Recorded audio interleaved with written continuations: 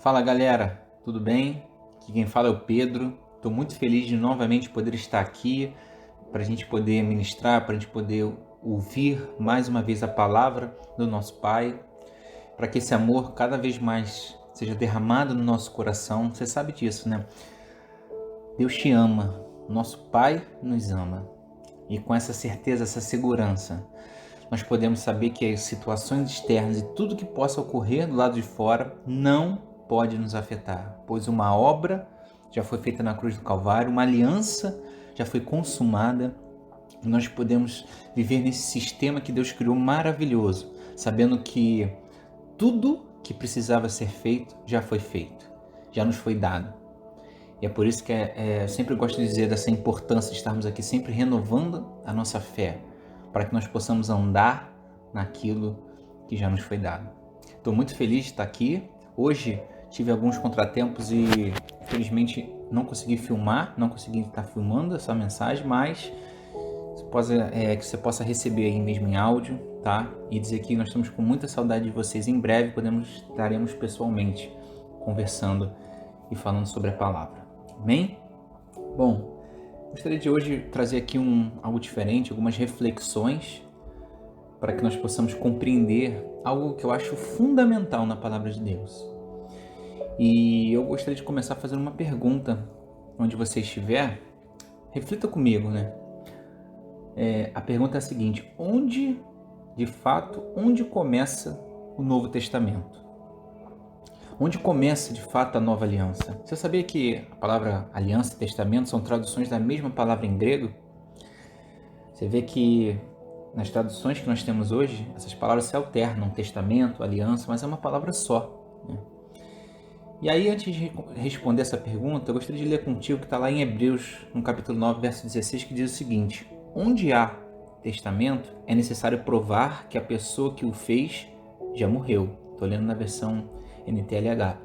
Pois o testamento não vale nada enquanto estiver vivo quem o fez. Só depois da morte dessa pessoa é que esse testamento passa a ter valor. Veja que interessante. Isso significa que todo testamento, tudo aquilo que um testamento de fato, o que incorpora, o que faz ele trazer a validade, é necessário que a pessoa quem o fez, ela tenha morrido. Isso é uma herança, né? Você não pode tomar posse de uma herança se aquele que tem o dono da herança ele ainda está vivo, porque ele não pertence a você. E isso é interessante porque isso nos mostra que o Novo Testamento, a Nova Aliança, ela não começou de fato, talvez em Mateus 1, como tem nas nossas Bíblias. Quando a gente vai abrir ali, tem uma separação: Velho Testamento e Novo Testamento. A verdade é que não foi o nascimento de Jesus que consumou a Nova Aliança, mas a sua morte. Você veja que lá em Gálatas, no capítulo 4, nos versos 4 a 5, estão dizendo o seguinte: mas quando chegou a plenitude do tempo, Deus enviou o seu Filho, nascido de mulher, nascido debaixo da lei, a fim de redimir os que estavam sobre a lei, para que recebêssemos a adoção de filhos.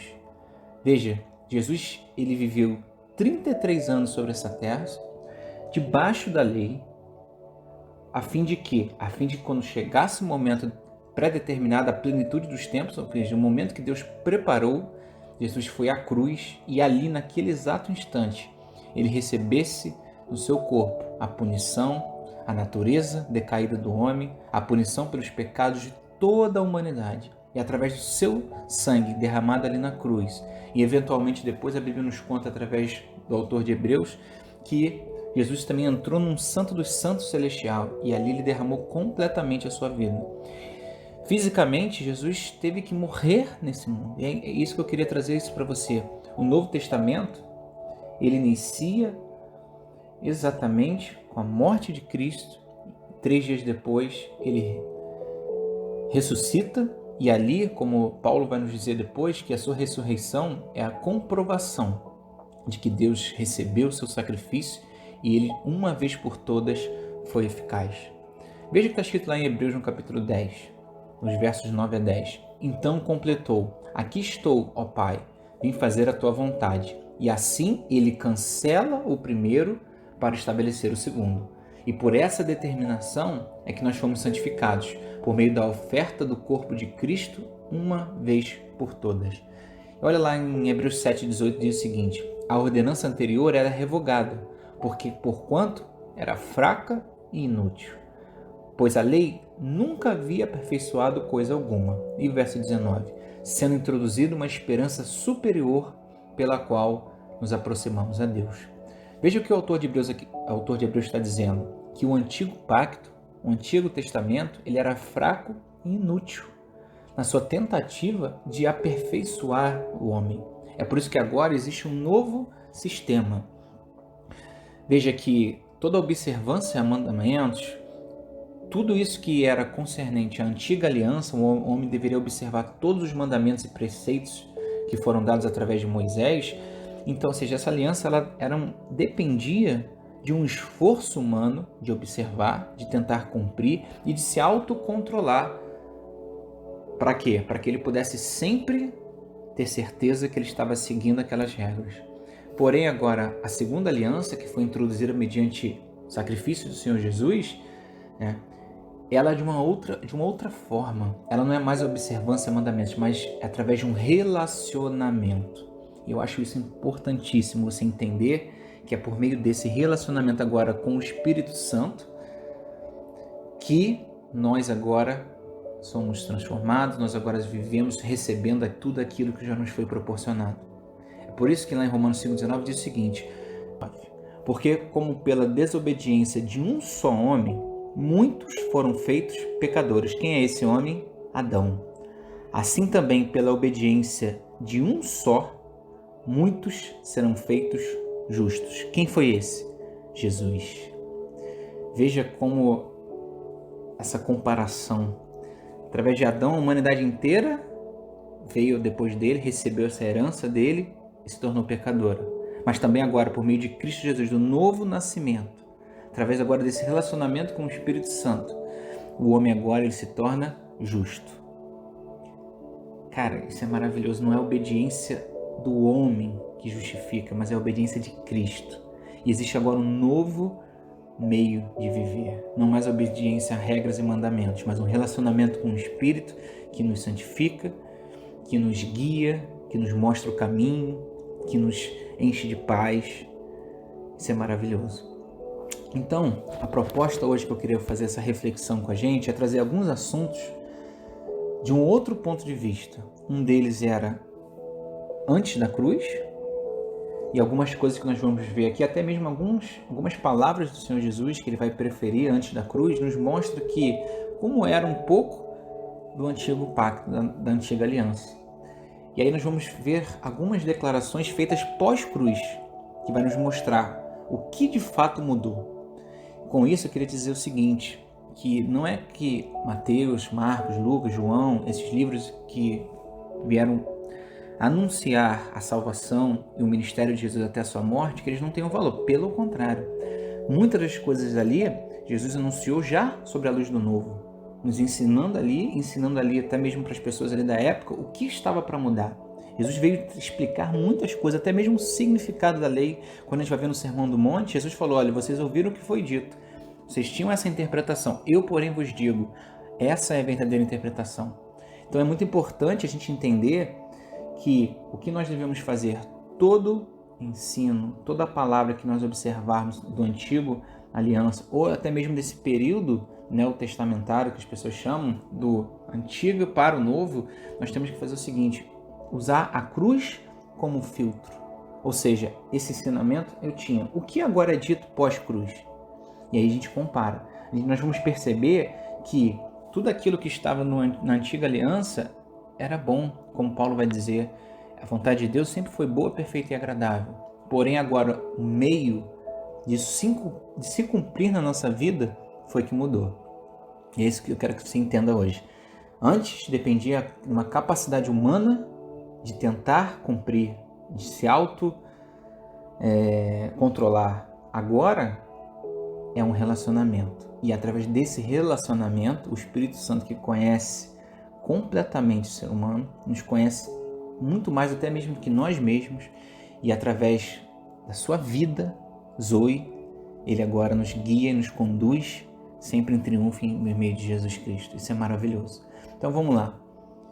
Trazer aqui uma passagem para a gente entender sobre salvação, sobre viver a vida eterna. Você conhece, né? Está lá em Mateus, no capítulo 19, no verso 16. O jovem rico diz o seguinte: eis que alguém se aproximou de Jesus e lhe perguntou: Mestre, que farei de bom para ter ou herdar a vida eterna? Bom, se alguém hoje tivesse que fazer essa pergunta para você, qual seria a sua resposta? Cara, creia em Jesus, que será salvo tu e a tua casa. Jesus é a salvação. Deus amou o mundo de tal maneira que deu seu único filho para todo aquele que nele crê, não pereça, mas tenha vida eterna.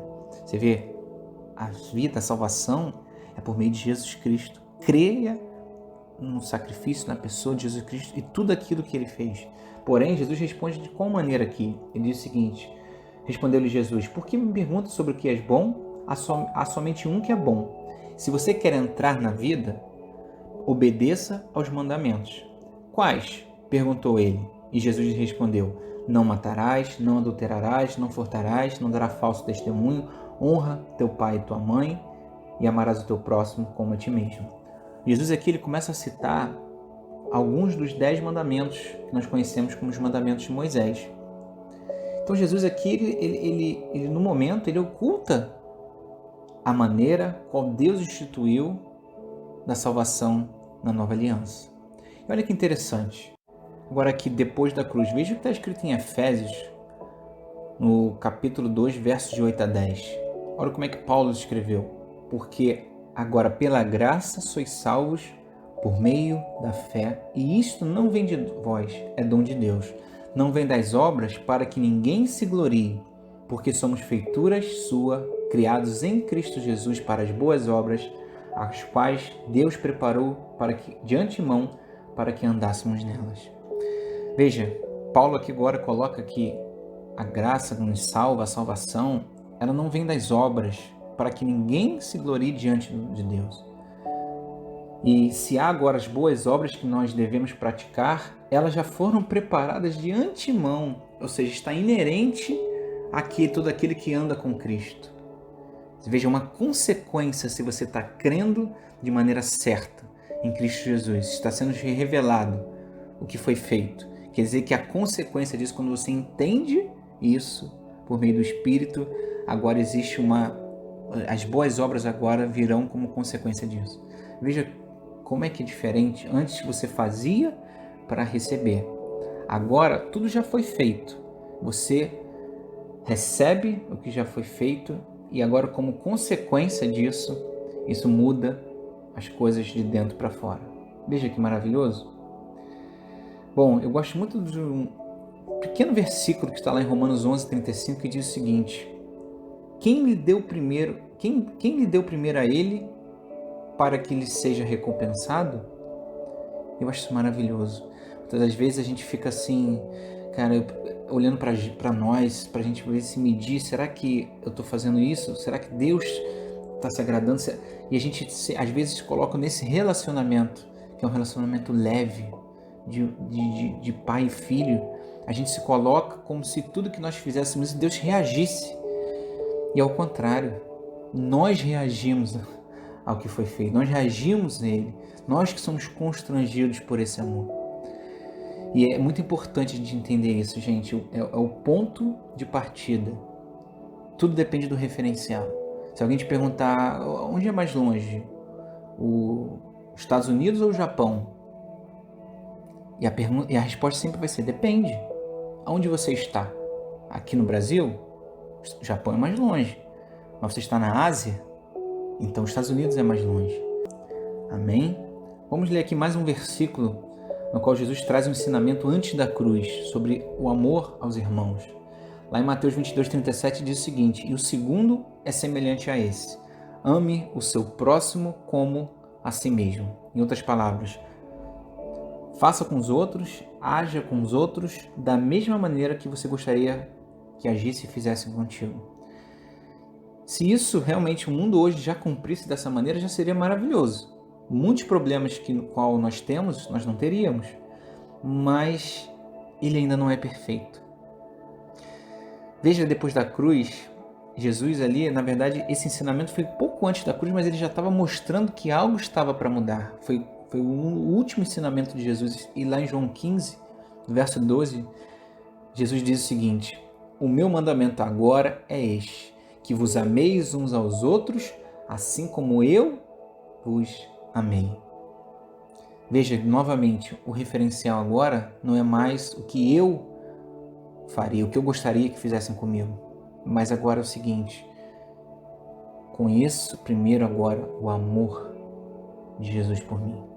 E aí eu te pergunto, será que nós temos esse entendimento? Paulo, inclusive, orou para a igreja para que lhe fosse revelada a profundidade, a grandeza do amor de Cristo no nosso coração.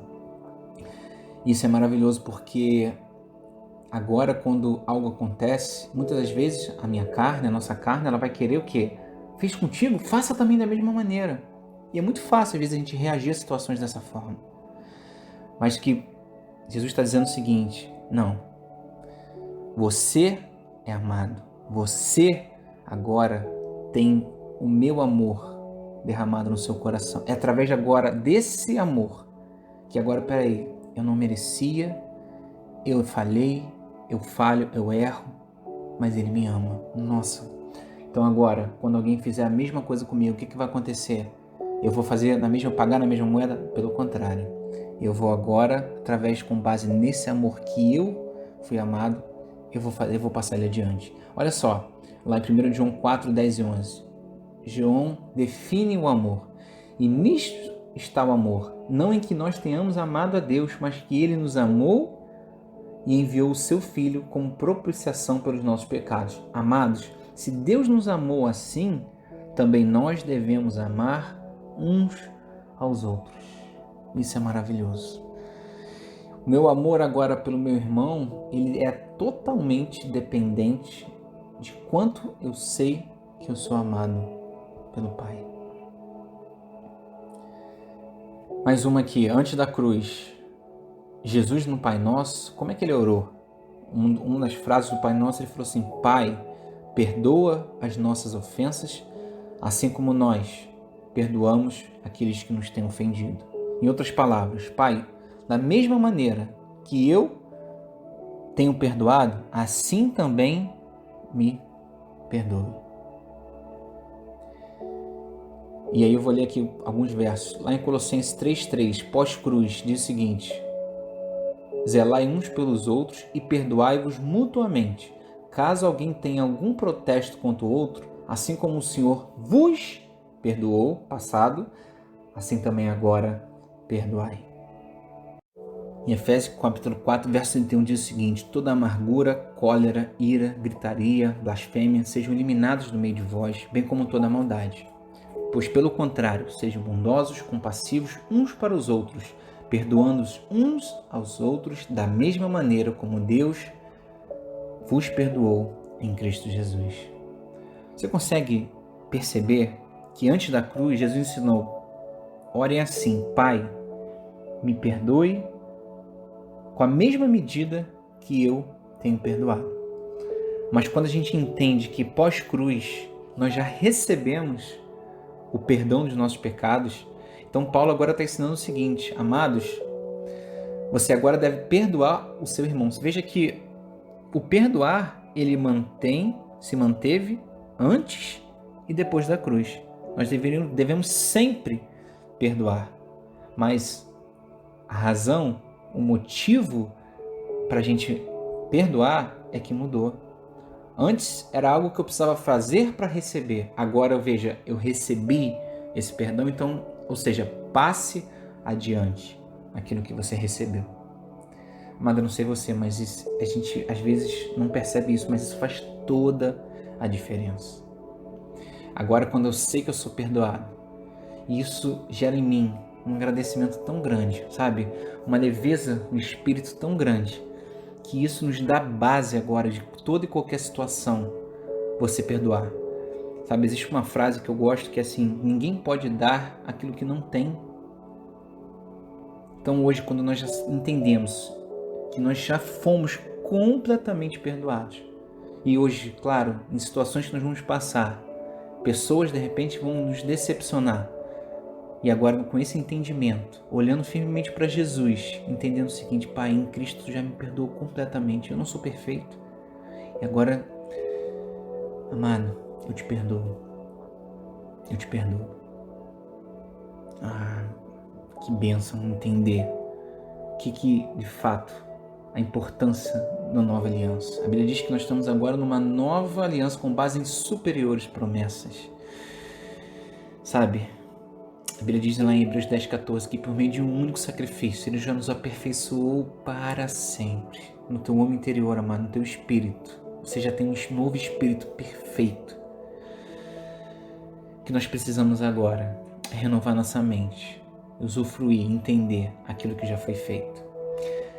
E eu gostaria de finalizar com essa história que eu acho que vai nos ajudar a entender na prática como funciona esse sistema, esse novo sistema que Deus nos trouxe. Imagina que você está passando por uma dificuldade muito grande financeiramente e você já não sabe como fazer, então você chega para alguém que você conhece, sabe que essa pessoa tem uma condição melhor que você, de repente você está sem emprego, você chega para essa pessoa e fala: Fulano, eu estou precisando que você me ajude, eu preciso que você me empreste algum dinheiro e eu prometo que mês que vem eu vou lhe pagar. Essa pessoa vem e te empresta. Beleza, você pega esse dinheiro, passam-se 30 dias, você percebe que você não vai conseguir mais pagar essa pessoa naquele momento. E aí eu te pergunto, como ficaria esse relacionamento de você com essa pessoa? Será que quando você visse ela passando, você ia querer correndo falar com ela? Ou por acaso você ia tentar atravessar a rua e ir para outro lugar para que a pessoa não lhe visse com vergonha de você não poder pagá-la? Você vê que como isso ia afetar o relacionamento de vocês? Mesmo que essa pessoa de repente fosse alguém bem próxima, você ia sentir na sua consciência que você tem um débito com essa pessoa. Bom, beleza. Imagina que existe uma terceira pessoa na história. Essa pessoa ela conhece vocês dois e ela toma conhecimento da dívida que você tem para outra pessoa. E essa pessoa ela vai lá para a pessoa com quem você pediu o dinheiro emprestado e diz: quanto ele te deve? A pessoa fala: olha, ele me deve 10 mil reais. Então o cara vira e fala assim: olha, eu vou te pagar aqui 1 milhão do que ele está te devendo. É claro que a outra pessoa falaria assim: não, que isso? Ele está me devendo só 10 mil, eu não quero 1 milhão. Não, eu quero te pagar aqui 1 milhão. Porque caso um dia ele precise de alguma coisa, tá aqui, já está pago a dívida dele, você ainda pode até ajudar ele de outra maneira, você pode até emprestar mais dinheiro para ele. Beleza. Agora, imagina que depois disso, duas coisas possam ocorrer. Imagina que essa pessoa, ela manda um amigo vir te contar a notícia, porque ela tem que viajar, ela não tem tempo de ficar ali, ela viaja e manda alguém te contar. E aí quando alguém vem a te contar e fala o seguinte: cara, queria te dar uma boa notícia. Fulano de tal pagou, teu amigo, 1 milhão. Ao invés dos 10 mil que você estava devendo para a pessoa que você devia. E aí, nesse momento, o que poderia ocorrer? Ah, não acredito. 1 milhão? Não é possível. Não, eu não estou acreditando nisso. E aí a primeira coisa que a gente tem que pensar é o seguinte: às vezes nos é contado uma boa nova, que nossa dívida já foi paga, que tudo se fez novo, que nós já somos novas criaturas, somos aperfeiçoados para sempre, que nós somos amados, que já não há mais nenhuma condenação para os que estão em Cristo Jesus. E às vezes nós ouvimos a notícia das boas novas do Evangelho de Cristo Jesus e nós falamos assim: isso é bom demais para ser verdade, não é possível que seja isso. E às vezes, por causa dessa consciência de a gente não se entregar de todo o coração à palavra, nós não experimentamos aquilo que já nos foi dado, mano. Agora imagina outro caso, que aquele que foi te contar, o amigo que foi te contar essa boa nova, ele fala o seguinte: olha, cara, eu acho que fulano pagou a dívida, não tenho certeza se ele pagou tudo ou se ainda falta algum débito. Bom, mas eu acho que alguma coisa já foi feita. E aí, às vezes, por não conhecermos exatamente o que foi feito, você pensa o seguinte: cara, eu vou continuar pagando aqui um pouquinho por mês que eu posso para essa pessoa que eu estou devendo, porque eu não sei se foi pago exatamente tudo. E na verdade é que a história nos mostra que foi pago muito mais do que a nossa dívida, do que nós tínhamos de dívida. Na verdade, a pessoa que recebeu isso foi enriquecida. Existe no Antigo Testamento uma passagem que diz que Deus recebeu o dobro pela mão de Jesus, pelos nossos pecados. E você vê que a palavra dobro ali no original, ela tem um sentido de muito mais, não apenas de 2 vezes, mas infinitamente mais. É isso que eu queria dizer hoje para você, amado. Enquanto existir às vezes débitos nas nossas consciências, enquanto não existe uma revelação do que foi feito e de qual aliança nós estamos inseridos, ainda nós vamos talvez continuar vivendo uma mistura de que eu ainda preciso fazer tudo isso para que Deus possa então me dar. Ou então eu preciso agora, com medo, viver uma vida com medo de perdoar para que Deus possa me perdoar. Enquanto eu ainda não entendi o que já foi, enquanto eu ainda não entender o que já foi feito, eu vou continuar ainda vivendo, de repente, sem poder permitir que a minha fé desenvolva, porque João mesmo disse, está lá em 1 João, no capítulo 3, no verso 21, ele diz o seguinte: amados, se o nosso coração não nos condena, então nós temos confiança diante de Deus. Veja que a confiança, a fé em Deus, ela está também proporcionalmente ligada se nós sabemos que não há mais condenação. Enquanto eu achar que existe ainda um débito, uma dívida, esse relacionamento ele nunca vai fluir da maneira como Deus quer. Então, amado, eu te convido hoje. E aqui foi só algumas reflexões. Claro que nós poderíamos falar aqui de diversas coisas, mas aqui eu trago para você essa reflexão. Vamos passar agora a filtrar o que de fato aconteceu na cruz. Será que eu tenho revelação sobre de qual aliança que eu estou vivendo, que eu estou inserido? Uma aliança superior, baseada apenas nesse relacionamento e na fé em Jesus Cristo? Ou ainda estou vivendo um mix, tentando misturar elementos da antiga com a nova? Veja, Jesus mesmo disse que vinho novo se põe em odres novos, porque se colocar no odre velho, vão se perder os dois, tanto o vinho quanto o odre. Em outras palavras, se eu tento misturar as duas alianças, acaba que nem a primeira, que tinha o seu valor, ela é eficaz. E nem a segunda, que é totalmente eficaz. Amado, vamos entender a importância da cruz. Paulo disse em Coríntios que ele passou anos ensinando apenas uma coisa: Cristo e este crucificado. Imagina uma série onde ele passe talvez 1 ano, 2 anos ensinando Cristo crucificado. Amém, Pai. Pai, em nome de Jesus, eu oro, Senhor, para que meu irmão, Senhor, para que todos nós possamos ter revelação, Senhor, dessa nova aliança, aliança superior. A Bíblia diz que, chamando de nova, ele se tornou a antiga antiquada. E tudo aquilo que antiquado está prestes a desaparecer, ou seja, não pode mais haver agora resquício do que passou. Olhando firmemente para Jesus, prossigamos para o alvo. Jesus é o nosso alvo. Pai, nós pedimos que esse relacionamento contigo nos seja vivificado cada vez mais, Pai. Ensina-nos conforme só o Senhor sabe, Senhor, no nosso coração, através dessa palavra, Pai. Revela cada vez mais quem nós somos em Cristo e aquilo que já foi feito. Ah, meu Pai, muito obrigado por esse amor, obrigado pelo perdão que já nos foi dado, Senhor. Obrigado pela salvação que é pela graça mediante a fé. Não vem de vós, não vem de nós, não é do esforço. Não que eu seja capaz por mim mesmo de pensar alguma coisa como se viesse de mim. Pelo contrário, a minha suficiência vem de Deus. Minha suficiência está em Ti, meu Pai.